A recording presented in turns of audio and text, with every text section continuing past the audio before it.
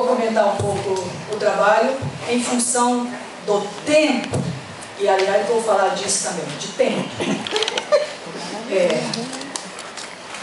O título do trabalho, a tradução como performance ilocucionária, compôs, né, permanecerá uma promessa. Ele vai depender de uma virada. A virada que o próprio Austin chama de virada da maré.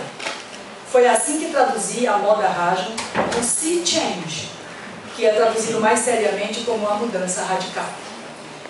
Quando ele passa da dicotomia constativo-performativo para o ato de fala total e distingue três tipos de atos: locucionário, ilocucionário e perlocucionário.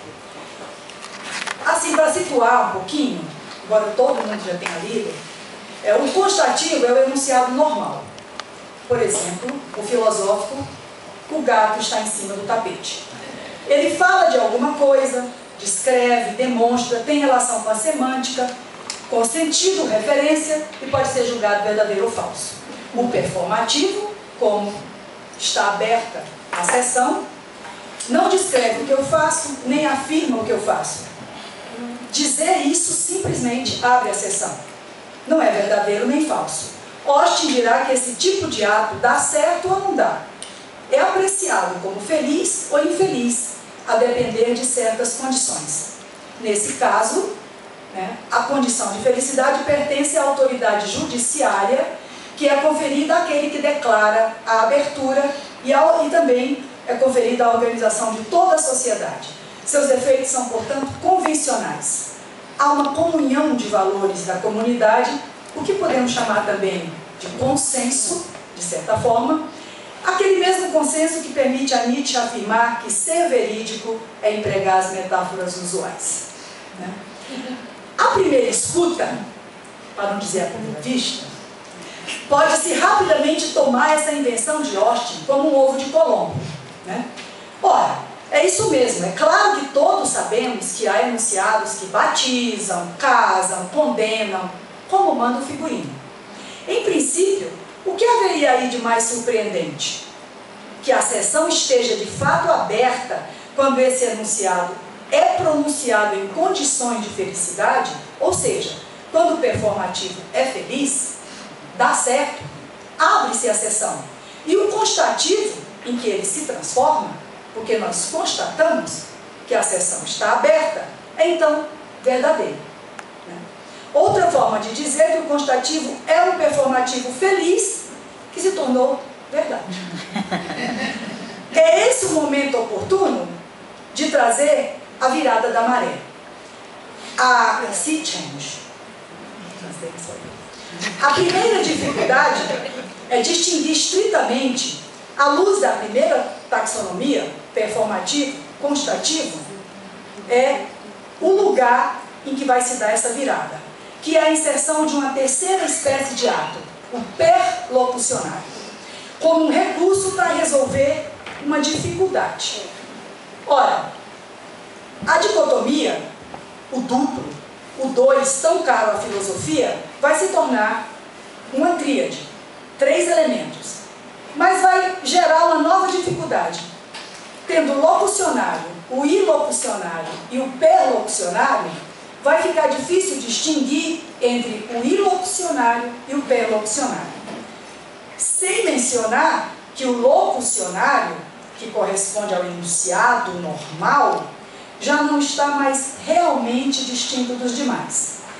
Então, Austin vai propor os 3 tipos de ato. O locucionário, que corresponderia ao constativo, ao gato sobre o tapete. O ilocucionário, que corresponderia ao performativo, dizer é fazer, a sessão está aberta. E o perlocucionário.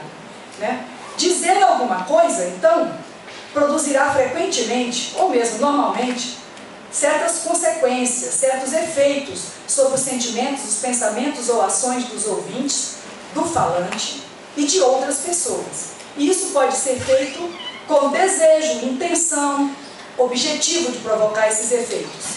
Ele diz: chamaremos a performance de um ato dessa espécie de perlocucionário. O locucionário, como é que a confusão vai se fazer? O locucionário também vai se transformar em ilocucionário. Porque vai ter um momento em que ele vai dizer, ora, dizer é um ato. O enunciado normal, eu digo, é um ato.